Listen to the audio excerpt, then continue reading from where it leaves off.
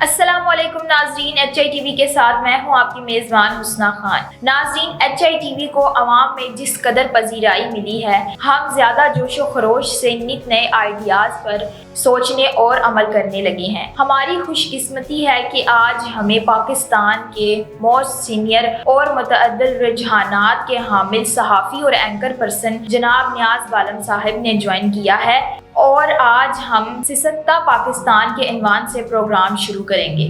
السلام علیکم۔ وعلیکم السلام سر، کیا حال ہے؟ ٹھیک، اللہ کا شکر ہے، آپ ٹھیک ہیں؟ الحمدللہ۔ سر، آج آپ کس موضوع پر بات کریں گے؟ حسن، بہت شکریہ، آپ نے بڑا اچھا تعارف کرایا میرا۔ دیکھیے، موضوعات بہت سے ہیں۔ سب سے پہلے تو اس وقت جو سیاسی 8 فروری کو الیکشنز ہوئے اور ان کے بعد جو وفاق میں ایک حکومت بنی اور 4 صوبوں میں حکومتیں بنی ہیں، میاں شہباز شریف دوبارہ سے وہ ابھی جو ہے جو سیٹ اپ تھا لاسٹ، اس میں بھی وہ وزیر اعظم تھے جو 16 ماہ کے دور گزرا ہے، اس کے بھی وہ وزیر اعظم تھے۔ بعد پھر سے جو ہے وہ آصف علی زرداری صدر منتخب ہوئے ہیں۔ تو یہ تو 2 پرانے لوگ جو ہے ایک تاریخ رقم کی ہے ان الیکشنز کے نتیجے میں پاکستان کی سیاست نے، کہ مریم نواز صاحبہ جو ہے وہ پہلی خاتون وزیر اعلیٰ کے طور پہ پاکستان میں انٹروڈیوس کرائی گئی ہیں، وہ سامنے آئی ہے۔ اور صوبہ خیبر پختونخوا میں بھی، بلوچستان میں بھی، سندھ میں بھی، ہر جگہ ایک نیا سیاسی سیٹ اپ جو ہے آ گیا۔ لوگ اسٹیبلشمنٹ کا بڑا ذکر کرتے ہیں، اور پاکستان میں اسٹیبلشمنٹ کو ہی مائی باپ سمجھا جاتا ہے، اور اسٹیبلشمنٹ جیسا چاہتی ہے ویسا ہی ہوتا ہے۔ لیکن مجھے سندھ میں سمجھ نہیں آتا کہ سندھ میں ایسی کیا گیدڑ سنگی ہے کہ اسٹیبلشمنٹ اپنی لاکھ کوششوں کے باوجود، وہ جو جی بھٹو کا ایک سحر ہے، اس سحر کو جو ہے وہ نہیں توڑ پائی اسٹیبلشمنٹ۔ بہرحال مفاہمت کا بادشاہ بھی کہا جاتا ہے آصف علی زرداری صاحب کو، کیونکہ جب بے نظیر صاحبہ ان کی زوجہ محترمہ شہید محترمہ کا قتل ہوا ایک جلسہ گاہ میں، ایک سیاسی مرڈر اسے کہا جاتا ہے، جب وہ ہوا تھا تو اس وقت سندھ میں ہماری تو چشم دید ہیں وہ واقعات کہ جو افراتفری تھی وہاں سندھ میں۔ 3 روز تک ہم نے سوائے آگ اور شوروں کے ان دنوں کچھ نہیں دیکھا۔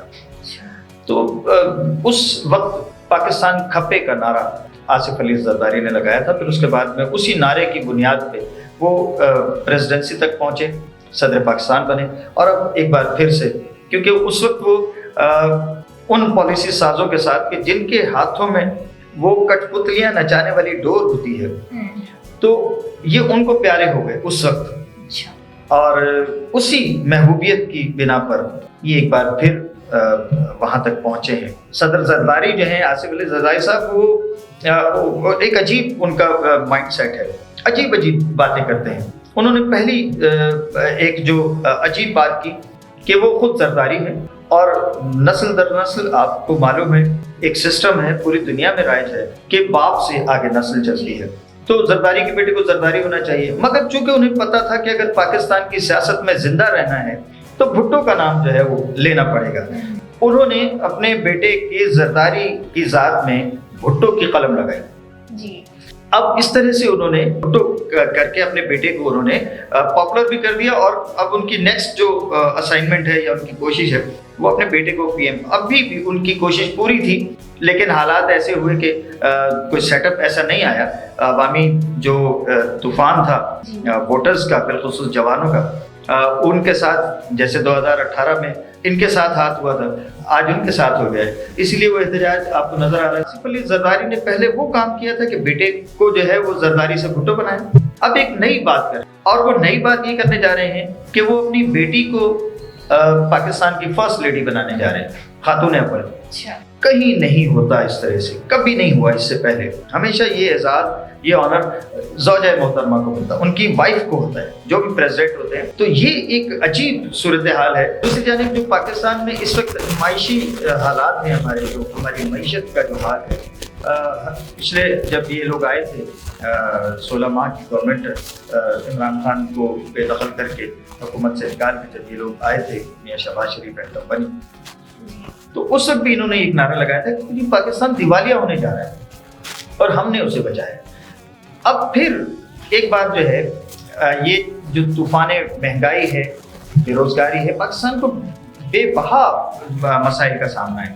اب ایک نئی سچویشن میاں شہباز شریف صاحب نے بھی کریٹ کی ہے، اور یہ کہاں سے لے کے آئے ہیں وہ محمد اورنگزیب صاحب کو، جن کو وہ ہمارا وفاقی وزیر خزانے کا بنا رہے ہیں، اور نہ جانے یہ کہاں سے محمد اورنگزیب صاحب۔ اب پاکستان میں دوہری شہریت رکھنے کے حوالے سے باقاعدہ جو ہے وہ پابندی ہے، لوگوں کو چھوڑنی پڑتی ہے، ان کے لیے بھی قانون میں ترمیم کی گئی ہے، اور کابینہ نے کہا ہے کہ جی بنا لیں محمد اورنگزیب صاحب کو جو ہے وزیر خزانہ، حالانکہ وہ بھی نیدرلینڈ کی شہری ہیں، اور ان کو جو ہے، لیکن یہ سمجھ نہیں آ رہا ہے کہ یہ کہاں سے لوگ آتے ہیں۔ اس سے پہلے معین قریشی آئے تھے، پھر شوکت ترین آئے، بہت سارے جو ہے اس طرح کے، یہ اچانک لوگ کہاں سے آتے ہیں جو ہمارے اس کلچر کا، ہماری سیاست کا، ہمارے ملک کے انفراسٹرکچر کا حصہ بھی نہیں ہوتے، یہ باہر سے بلائے جاتے ہیں۔ اب دیکھیے نا کہ محمد اورنگزیب صاحب نے آتے جو سب سے پہلا بیان دیا، انہوں نے IMF سے زیادہ وسیع پیمانے کے پروگرام کی بات کی۔ پاکستان کو آزادی چاہیے، اس آزادی کے لیے ہمیں یہ کشکول توڑنا ہے۔ میاں نواز شریف نے اس سے پہلے گورنمنٹ میں تھے، انہوں نے ارادہ کیا تھا، مصمم ارادہ ظاہر کیا تھا کہ ہم کشکول توڑیں گے، لیکن کشکول ٹوٹتا ہوا نظر نہیں آ رہا۔ یہ محمد اورنگزیب صاحب اور دیگر ہمارے لوگ جو ہیں وہ بار بار IMF کی طرف، جب آپ کے حکمران مانگنے کے لیے نکلتے ہیں اور ماننے میں کوئی شرم محسوس نہیں کرتے، تو آپ دیکھیے کہ پاکستان میں آج ہر شخص کوئی محنت نہیں کرتا، ہر آدمی سوچ رہا ہے کہ اس کے دروازے پہ یا اس کے محلے میں کہیں کوئی لنگر تقسیم شروع ہو، کوئی پیسے کی امداد کے پیکیجز آئیں، ہم بھاگ کے جائیں۔ اور آپ دیکھیے میں ہمارے HITV کے پلیٹ فارم میرے ناظرین کو بھی یہ پیشکش کر رہا ہوں کہ آپ نکلیں اور جا کے دیکھیں کہ ہماری مائیں بہنیں کس طرح سے سڑکوں پہ ذلیل ہو رہی ہیں، کس طرح سے ان کو دھکا فیل ہوتی ہے وہاں پہ۔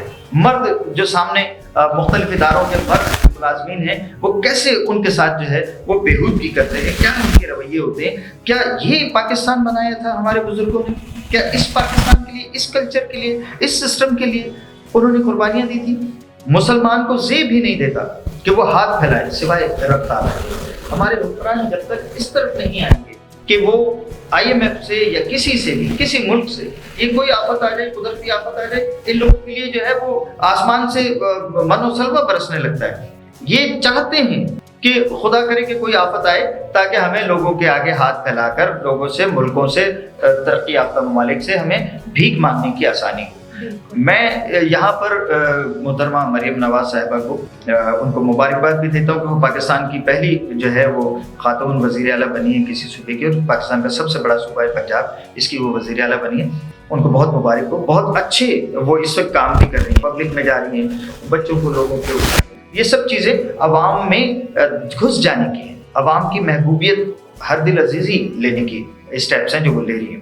لیکن میں ان سے ہمارے اس پروگرام کے تھرو، میڈم مریم نواز صاحبہ، آپ کے چچا نے ایک نئی روایت قائم کی تھی، میاں شہباز شریف نے، انہوں نے وزیر اعلیٰ کہلانے کی بجائے خود کو خادم اعلیٰ پنجاب کہلانا شروع کیا تھا، اور اس عہدے کو، اس منصب کو انہوں نے خادم اعلیٰ کے منصب میں تبدیل کر دیا تھا۔ آپ انہی کے کچھ اسٹیپس پہ چل رہے ہیں، تو کیا آپ خود کو وزیر اعلیٰ کہلانے کی بجائے خادم اعلیٰ پنجاب کہلانا پسند نہیں کریں گے؟ یہ میری آپ سے ایک تجویز ہے، آپ اسے رد بھی کر سکتے ہیں، لیکن اس سے جو آپ کا یہ جو مشن ہے نا کہ آپ عوام میں خود کو بھی، اپنی لیڈرشپ کی جو ہے وہ اس کا بھی سکہ جمانا چاہ رہی ہیں، اور پھر نون لیگ کی جو کشتی ڈوب رہی ہے، بلکہ ڈوب چکی ہے، اس کو ابھارنے کے لیے جو آپ اس وقت نکلی ہیں اور موقع ملا ہے آپ کو قدرت سے۔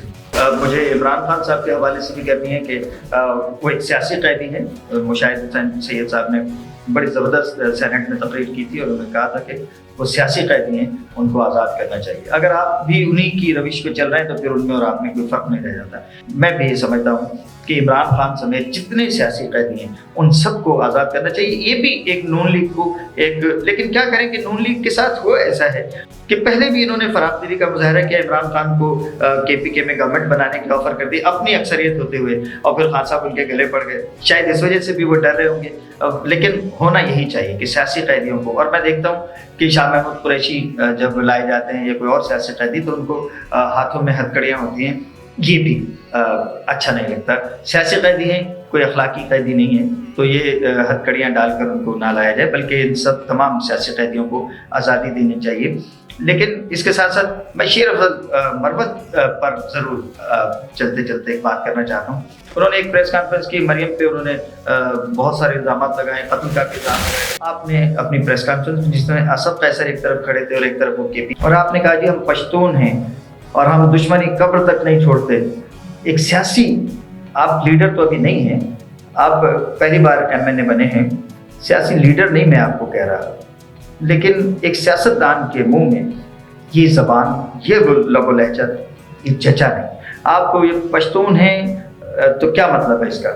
आप तो सियासत में आए हैं, ना कि आप कोई जो है वो बाजार में बैठे और कोई ख़ानदानी दुश्मनियाँ पालने निकले। एक सियासतदान के ज़ुबान पर, उसके लबों पर इस तरह की धमकी आमेज़, और फिर पश्तून, और क्या आप कौमी वहदत पे वार करना चाहते हैं? ये तासुब पे वार करना चाह रहे हैं?